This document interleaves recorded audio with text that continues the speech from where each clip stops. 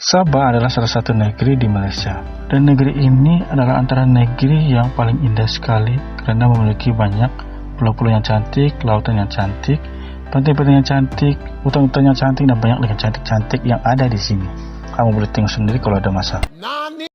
Dan yang paling penting sekali adalah negeri Sabah ini adalah negeri yang paling putus sekali karena dilimpahi dengan bahan mentah yang boleh menghasilkan wang. Dan memang tidak dinafikan lagi bahwa puncak kekayaan Malaysia salah satunya datang daripada negeri Sabah. Dan di negeri Sabah ini walaupun hidup dalam berbilang kaum, masyarakat di Sabah masih hidup dalam keadaan yang harmoni dan baik-baik saja. Namun di sebalik keharmonian dan keindahan tersebut, negeri ini juga pernah mengalami beberapa peristiwa yang pernah menjadi sejarah hitam bagi negeri ini.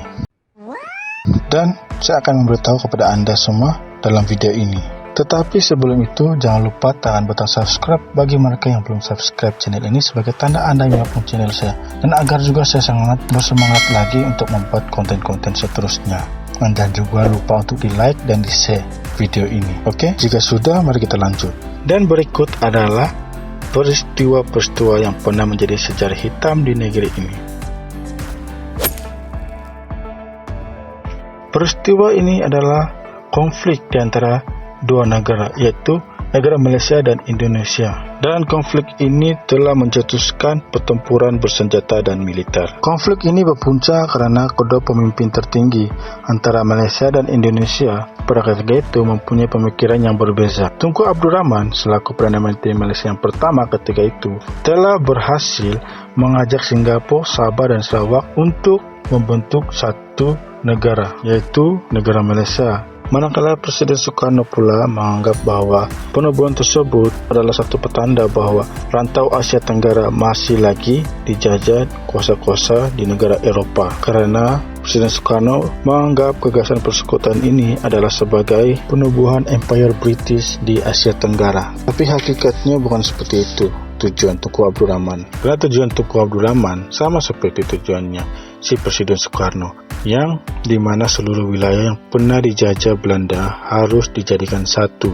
dan akhirnya jadi Indonesia pada ketika ini. Sama seperti tujuannya si Tunku Abdul Rahman ini, yaitu Perdana Menteri pertama kita, yang menjadikan wilayah-wilayah yang pernah dijajah British ini harus menjadi satu dan menjadi negara Malaysia pada ketika ini. Dan akibat daripada konflik ini telah mengakibatkan kesengsaraan yang rata-ratanya juga adalah berasal daripada Indonesia yang bekerja di kawasan tersebut. Dan akhirnya konflik ini berakhir juga pada tahun 1967. Dan sampai hari ini hubungan antara Indonesia dan Malaysia masih dalam keadaan yang terkawal dan harmoni.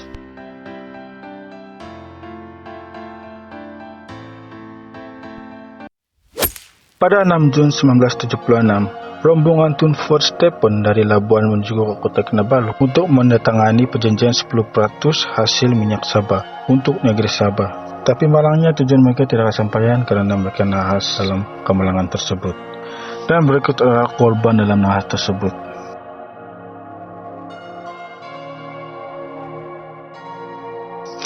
Punca nahas ini masih lagi misteri karena pesawat tersebut tidak memiliki kotak hitam. Maka dengan itu kerja-kerja penyiasatan sangat sukar untuk dilakukan, dan tidak ada siapa yang tahu bagaimana pesawat tersebut boleh terhempas. Yang tahu hanyalah Tuhan dan roh-roh yang terlibat dalam nahas tersebut.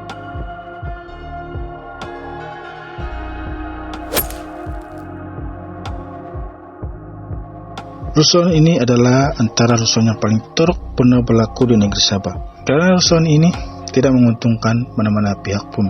Rusuhan ini telah melibatkan warga asing yang masuk ke Sabah melalui Pulau Gaya. Jika difikirkan secara logiknya, warga asing bukan tahu tentang perlembagaan kita.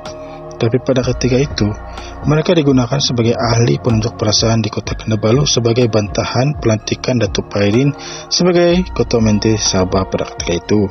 Dan akibat daripada itu, warga asing yang tidak tahu apa-apa tentang perlembagaan negeri Malaysia dan sudah membuat bandar kita kotor, huru-hara, dan telah mengakibatkan banyak kerusakan, tidak merasa rugi apa-apapun karena mereka diberi makan, dan pada akhirnya sebahagian daripada mereka telah menjadi warga negara Malaysia pada masa kini.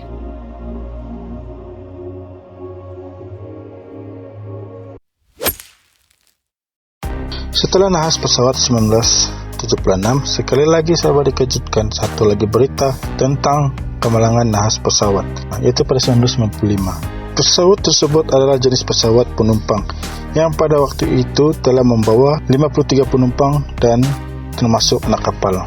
Kemalangan ini berpunca daripada landasan kapal terbang pada ketika itu sangat pendek, dan pada akhirnya Fokker 50 telah meremput perkampungan Sri Menanti, dan pesawat ini berada kira-kira 500 meter daripada hujung landasan tersebut.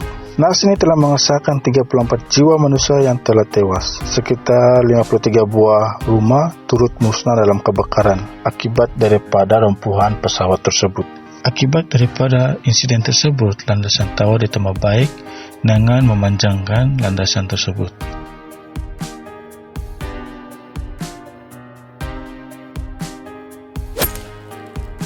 Ribut Greg adalah bencana yang paling buruk pernah berlaku di Sabah. Ribut ini telah membadai negeri Sabah pada 26 Desember 1996, dan ini adalah antara ribut yang paling teruk sekali pernah berlaku di negeri Sabah. Dan antara daerah yang paling terkesan ialah daerah Kaningau.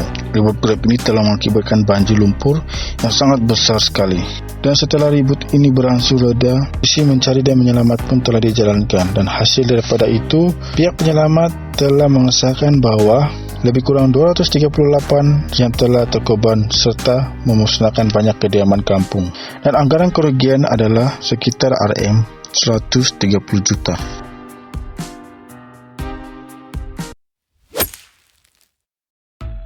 Masuk ke 13 tahun dalam abad ke-21, warga Sabah telah dikejutkan dengan satu berita di mana daerah Ladatu telah diserang oleh sekumpulan bersenjata, dan difahamkan bahawa sekumpulan itu adalah tentera keselamatan Sultan Jamalul Kiram, yaitu Sultan Sulu. Tujuan pencerobohan itu adalah mereka mau menuntut semula negeri Sabah ini, yang kononnya negeri Sabah ini adalah milik Kesultanan Sulu. Dan pertempuran ini telah mengakibatkan ramai pengganas mati.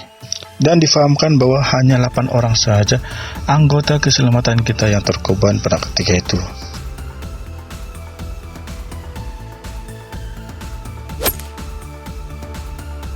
Pada 5 Jun 2015, rakyat Sabah telah dikejutkan dengan satu gagaran berskala 6.0 Richter, dan waktu itu saya sendiri mengalaminya. Dan bila buka sahaja media sosial seperti Facebook, WeChat dan Instagram pada ketika itu, hampir seluruh pengguna sosmed dari pelbagai daerah di Sabah mengongsikan bahawa mereka juga terkejut dengan gagaran tersebut. Gagaran ini juga bukanlah gagaran yang besar, akan tetapi bagi di daerah Ranau dan Kundasan, gagaran ini telah mengakibatkan beberapa dinding bangunan retak dan beberapa juga jalanan telah mengalami kerosakan. Dan yang paling menyedihkan lagi adalah gagaran ini telah mengorbankan 18 orang dan 10 orang tercedera daripada pelbagai negara yang melancong di sekitar itu. Puncak gagaran tersebut masih menjadi misteri bagi saya, sebab Malaysia tidak seharusnya ada gempa bumi, kerana negara kita tidak terletak dalam lingkaran api Pasifik pun. Tapi lain pula kenyataan malim gunung, kerana dia merasakan bahawa gagaran tersebut akibat daripada sumpahan penunggu Gunung Kinabalu kepada beberapa pelancong Eropah yang telah melakukan aksi yang kurang sopan, iaitu berbogel di puncak Gunung Kinabalu. Seperti yang kita tahu pada ketika dahulu, suku kaum Kadazan Dusun menganggap bahawa bila mati, jiwa-jiwa ataupun roh-roh akan menetap di puncak gunung tersebut. Dan masyarakat Kadazan Dusun juga mempercayai gunung itu dihuni oleh roh-roh leluhur masyarakat Kadazan Dusun ataupun nenek moyang lah, lebih kurang begitu. Dan seharusnya Gunung Kinabalu memiliki pantang larangnya. Namun ini semua hanyalah mitos, kerana peradaban Kadazan Dusun dahulu dan kini sudah banyak berubah disebabkan datangnya pengaruh agama lain seperti Islam dan Kristian. Namun demikian, sekuat apapun bahawa hal tersebut adalah hanyalah mitos, kita sebagai manusia haruslah sentiasa menjaga kelakuan ataupun peradaban kita apabila ke tempat orang lain.